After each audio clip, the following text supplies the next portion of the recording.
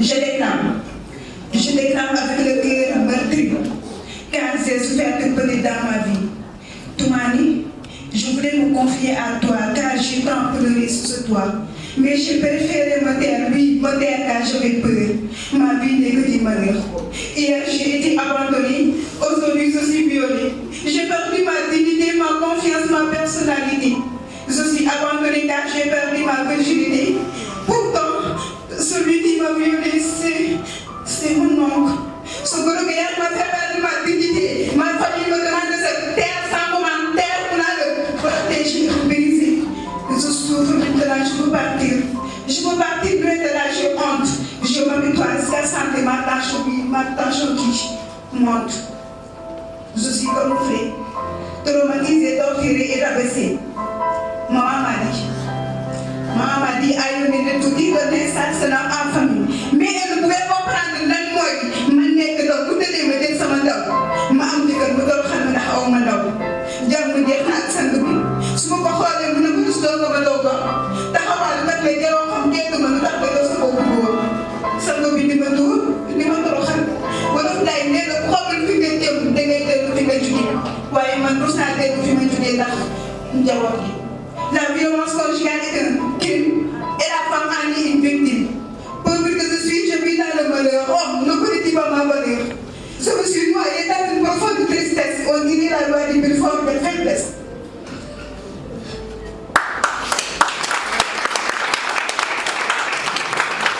Il faut pas traiter mon bien dans quelle injustice.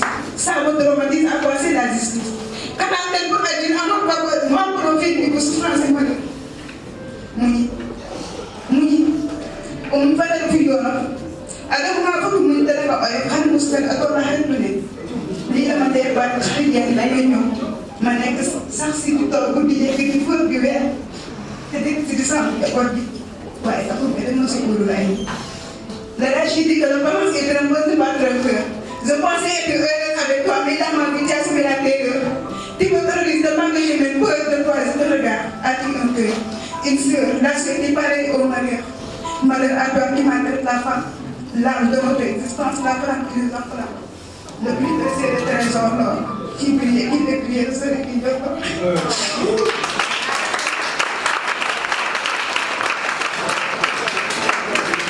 Elle ne mérite que bonheur, paix et amour, que son cœur et son âme s'illuminent et pour toujours. Non, non et non au violence cette offrande.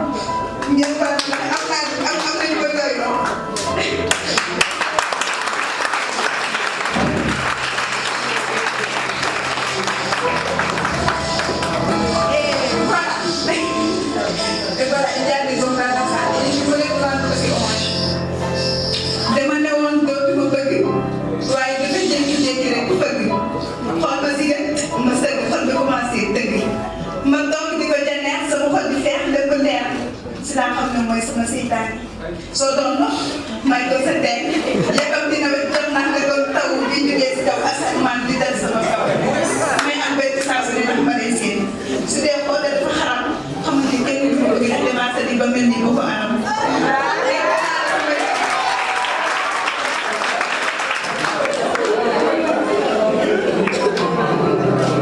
dégg naa ne samay gët ndax dama laa bëgg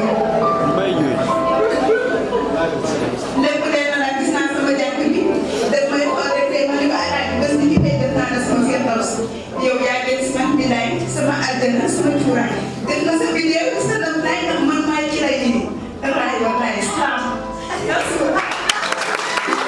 Je vais le faire. Je vais le faire, oui, je vais le faire. Mais c'est tout le temps ce que je me dis. Et elle a terminé par dire que même pour Amoul, pour que je repose, on vient de créer. C'est ce que j'avais dit l'année dernière, dans la journée de la femme. J'ai dit que les femmes n'attendent pas qu'on leur donne une chaise à table. Elles amènent leur propre chaise pliante. Et c'est très important.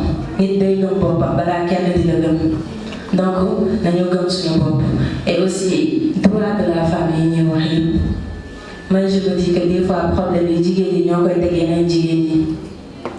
ñun jigéen ñi war nañoo bëggante war nañoo soppante wóolante te sincère nit ki booy wax ak moom nga wax ko dëgg rek te yàlla tax ngeen ànd ci dëgg c'est très important boo gisee sa moroomu jigéen nekk ci dara nga jàppale ko ci parce que loolu du la wàññi dara mosoo leen gis ku joxe xam-xam dem nul ça n'existe pas donc xam-xam bi nga am boo ko partagé wul ça sert à quoi fii nii ku fi dund dee kenn waxul ci yow c'est parce que xam-xam bi nga amoon partagé wul ko am na ñu fi partagé seen alal ñu fàtte leen mais ñi partagé seen xam-xam ils sont toujours vivants parmi nous parce que dañ leen di fàttali ko donc yéen jigéen ñi laa waxaat jàppalante leen ngeen dimbali wante ku nekk gëm sa morom te ngeen sincère c'est très important sincérité bi surtout parce que ça manque da ngay toog nit léegi mu wax la projet nga ne ko ah loolu de du jàll mais pourquoi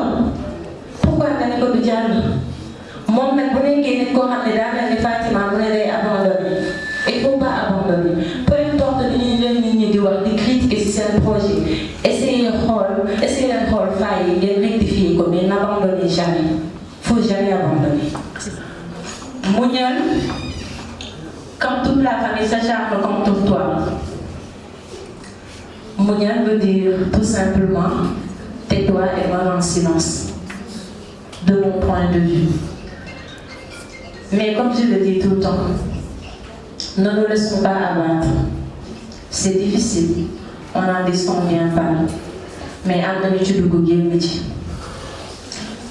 c'est difficile d'en sortir parce que non seulement psychologiquement la famille sera là pour te dire jigéen day am kilifa mais ban genre kilifa faut bien choisir ban genre kilifa la ñuy déglu ak ban genre kilifa moo lay wax muñal alors qui sait même pas que tu peux perdre ta vie dans 2 jours ou même dans 1 minute parce qu'on va te torturer.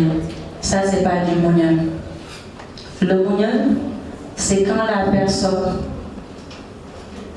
n'a pas quelque chose peut-être à partager avec toi. Ça, c'est du muñal. Muñal, c'est quand la personne est malade et qu'il faut être là pour cette personne. Mais muñal, se faire battre ne fait pas partie du mot muñal. Se faire rabaisser ne fait pas partie du mot muñal. Donc, faisons la différence de la définition du mot muñal, s'il vous plaît, chers amis. Merci. C'est Molière se reposer, mais j'avais une Portugal. Donc je vais essayer d'utiliser les deux pour que vous puissiez comprendre. Alors, je m'appelle Sophie Tougé. Tout le monde m'appelle Sophie parce que c'est un surnom qui vient de la famille d'abord. Je suis la présidente fondatrice de l'association Les Racines de l'Espoir. Une association à but non lucratif qui aide les personnes qui sont dans le besoin, particulièrement les enfants souffrant de maladies rares et toutes les personnes qui sont en situation, que ce soit dans le cas. Pour les dire, les sous-nekkee qui jànqare dina soxla épaule bu mu teg boppam. Et nous avons décidé de créer une association, tout est beau, Reenu Yaakaar.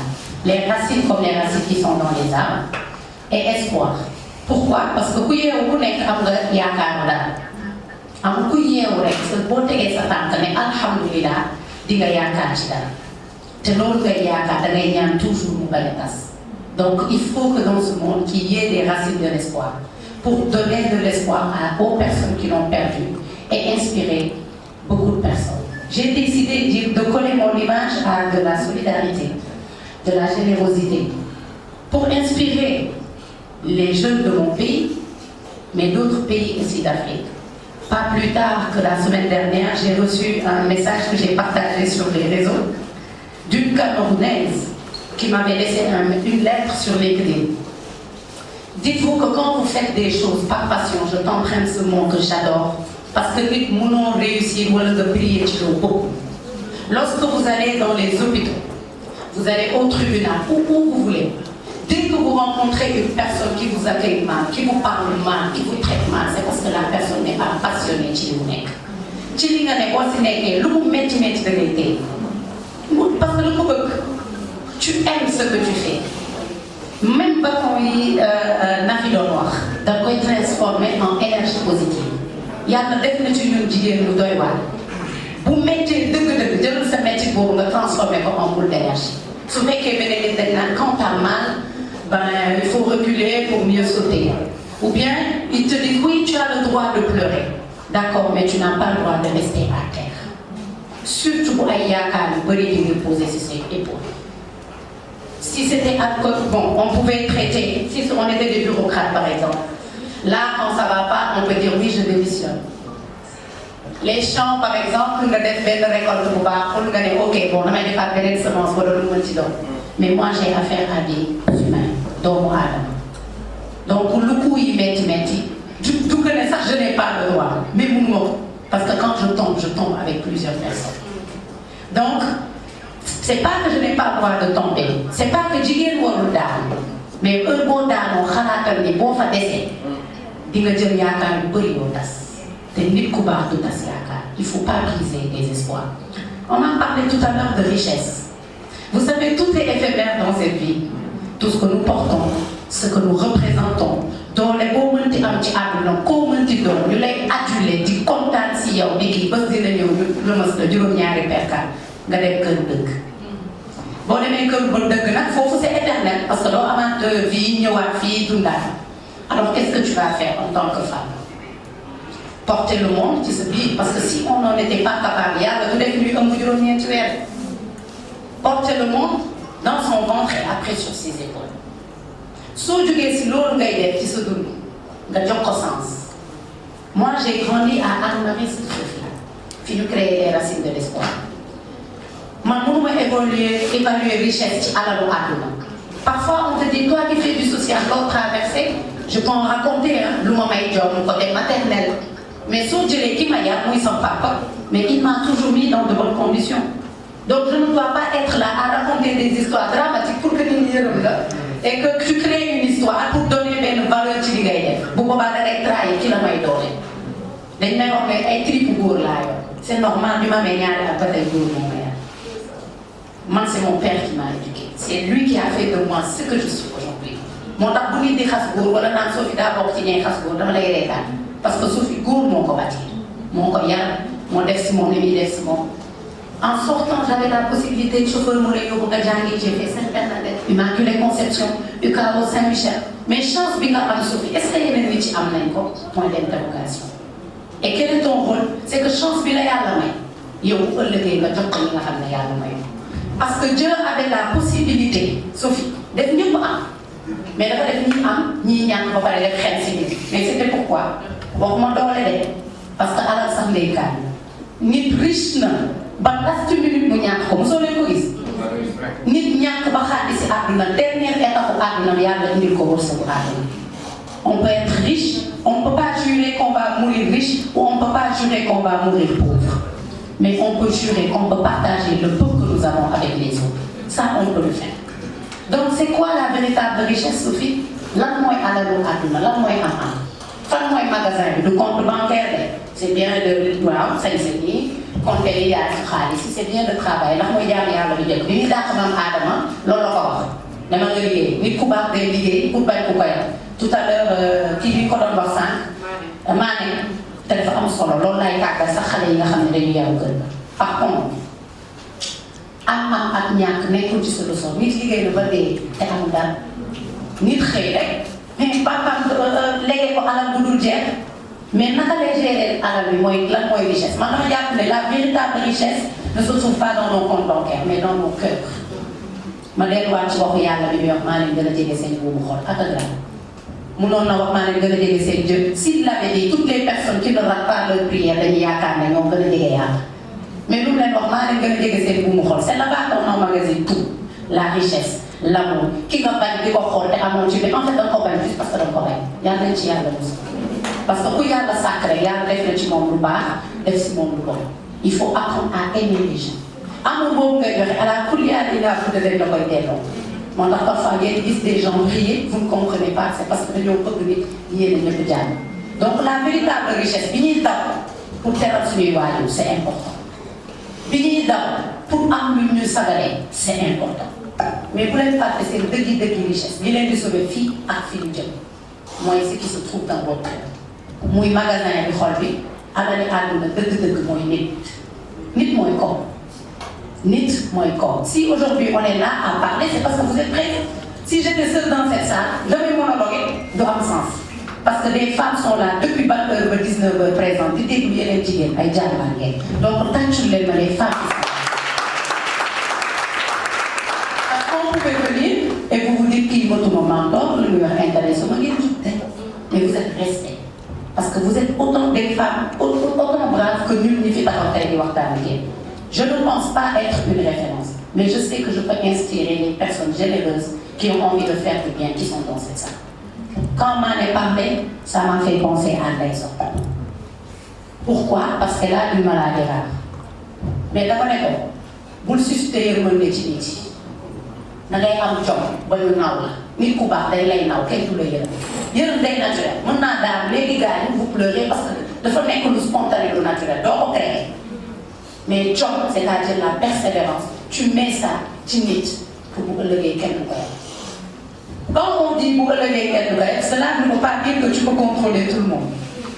Déedéet aujourd'hui on a benn bombe atomique à notre disponibilité muy l'internet les réseaux lu neex waay wax lu neex waay def waay lan la ku ci nekk nañ lay rey ci kër rek nga yóbbu si internet y a pas de secret ku say waajur ya boo ñëwee lu baax rek nga fay wax te di ko def boo gisee lu bon romb baa du mooy lu bon y a des gens qu'on a éduqués comme ça kaay ma man la lu bon merci franchement samay ayib doy na alors que la femme sénégalaise tout à l'heure yaa ko doon wax su fi ay bu ñu booloo woon Allah bu ñu booloo woon ñun mais ñoom góor yi sax xam nañ ko la preuve il y a même beaucoup d'hommes qui sont là à parler on parle parfois pas dans la salle mais en général de la femme mais ils oublient que c'est la femme qui l'a porté pendant 9 mois mu judd mu nàmpal ko jàngal ko moom ku góor gi mu dox di ko jàppal defal nii boot nax ba nga nekk punkalu góor taxaw nga ne dangay defal beeg jigéen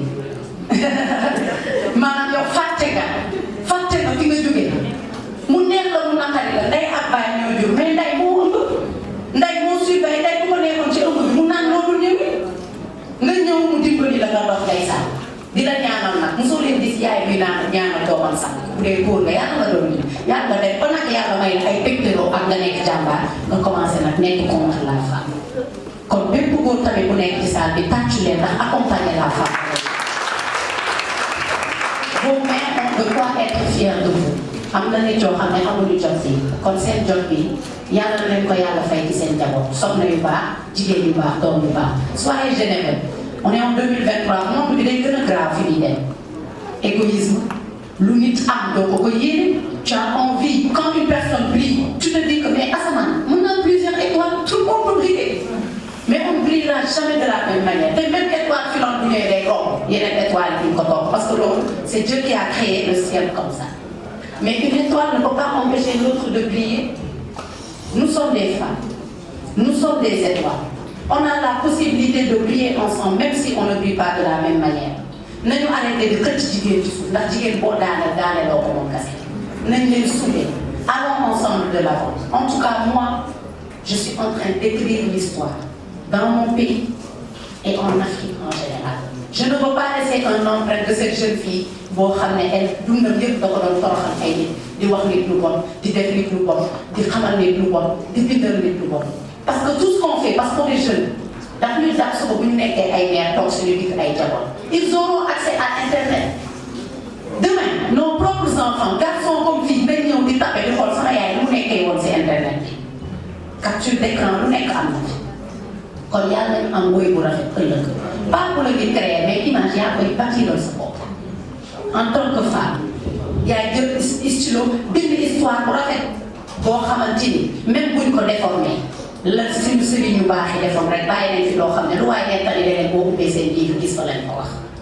Marquons l'histoire à notre manière de façon positive man loolu laa gën Ndeye maa ngi lay rendre hommage ma bëgg nga ñëw fii yaa ma taa ma rendre hommage bàyyi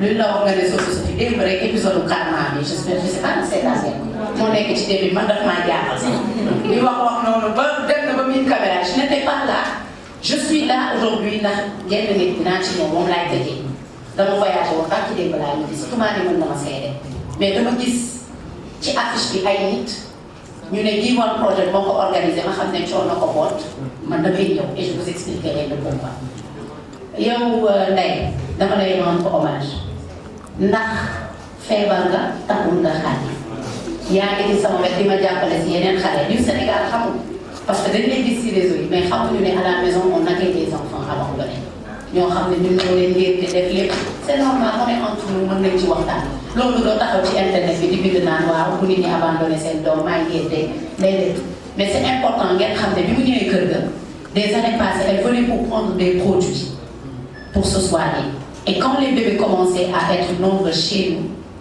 dama ko jël elle fait du babysitting à la maison et elle est payée à la fin du mois sànq wax na ko maanaam li mu wax dafa am solo nit da nga koy responsabiliser du da nga koy dimbali noonu rek mu lay gërëm il faut responsabiliser les gens donc dama ko responsabiliser sur du social xale bi muy yar moom rek la xam te xale bi am na histoire mais moom rek la xam bu guddi jotee bu jooyee moom moo koy jox biberon quand l'enfant pleure le soir moom moo koy defal lépp je suis à la maison y a d'autres bébés mais dama ko bëgg jàngal baax li ko àdduna may moom ba mu feebar yàlla boole ko nit ku baax mu mun a joxe waat bu baax loolu loolu mooy àdduna transmettre de la solidarité yàlla na la yàlla.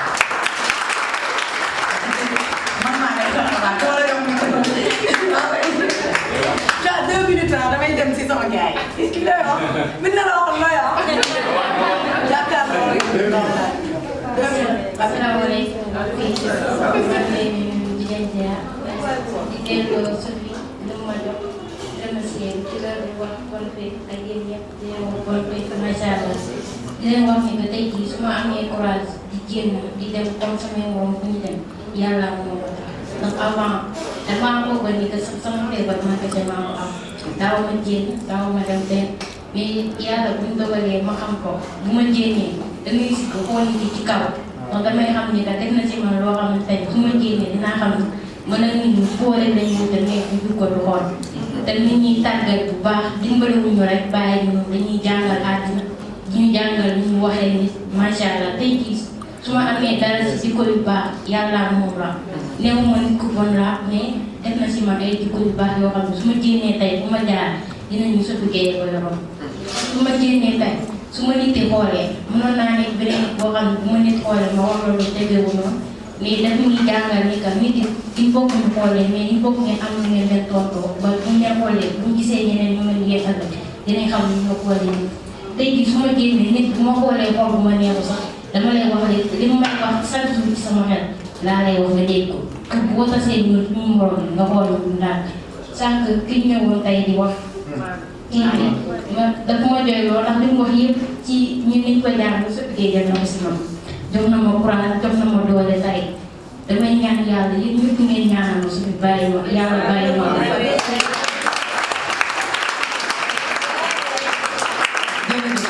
yàlla defal jàmm yàlla nañu dund ba fekkee sa njëriñ feebar amul dara ak barkeel la ak bari la te di nga ko def incha allah maman jàngalal ma nii maa la jàngal baax waaye leen bu baax wax leen baax mooy baax bi mooy doon ni maa la jaay naka la ma gis comme dana baax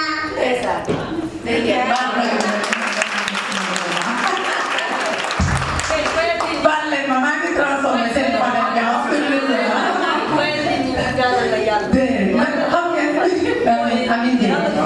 alors, je tenais à ce qu'elle soit là pour commencer du cognitif et partager l'histoire. Maman, on devait sur le papa et mon élève par la force. Je ne pouvais absolument rien. Les gens m'ont dit c'est le pourquoi je suis là. Tout le monde a vu mon corps. 8 mars, généralement, moi qui n'ai interviewé, gars et des mais j'étais en voyage. Je me suis dit, 8 mars, je n'ai pas eu mon nom pour le c'est pas l'autre femme payée. D'acte dit mon nom. Vite, moi, je vais give one problem.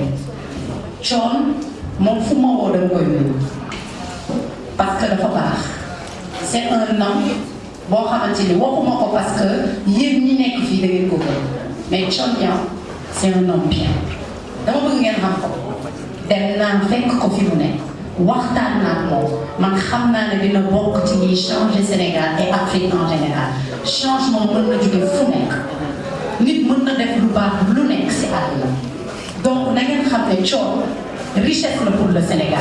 S'il y a des gens à protéger dans le pays, j'appelle les Thione Niang sur le bord. Les gens ont tendance, quand ils ont, surtout en Afrique, des gens qui brillent, ils éteignent leur lumière. Refusez cela. Protéger les gens et la famille. D'une laine, ça peut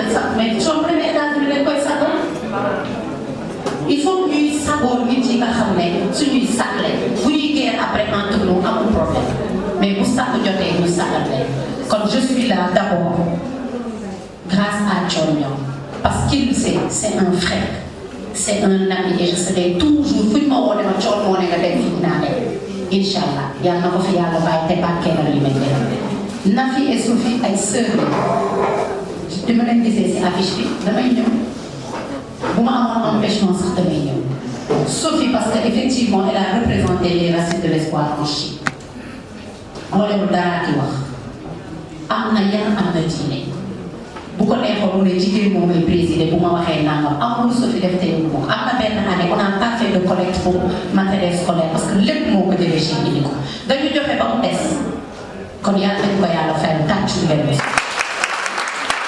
et xam nga lan moo tax sonal ma damaa am seet dama gis yoon bi nga nekk gis nga nit bu baaxee bàyyi ko dina dem te da lay seet ki ñuy seet te dara amagul nga la bu ko yàlla dimbalee dana dellu si bokk ko yow kon tracer sa yoon nga continuer ci li nga nekk je sais qu'on se rencontre daal non seulement au sommet mais xam naa ne loolu ñu sa bàyyi ginnaaw kon yàlla yàlla barkeel la te bàyyi Nafi la même chose tu es une personne extraordinaire waxuma ko parce que Guèye nga sant man du ma waxal nit lu nekkul ci moom góor ma yar loolu la ma jàngal bés boo waxee nit lu nekkul ci moom baa nga wax lu nekkul ci yow bés dina ñëw nga weddi sa bopp te doo ko nekk kon yow it yàlla na la fi yàlla baax yaa ngi chemin à faire jigéen nga am nga ay ambition mais baax nga tey nga ñëpp jàpp kon dina baax yàlla yàlla na la yàlla defal aux organisateurs et à l'assistance monsieur le directeur Thione a tout dit quand on croit à la jeunesse on croit à l'avenir d'un pays et vous faites partie de ces personnes qui accompagnent la jeunesse de ce pays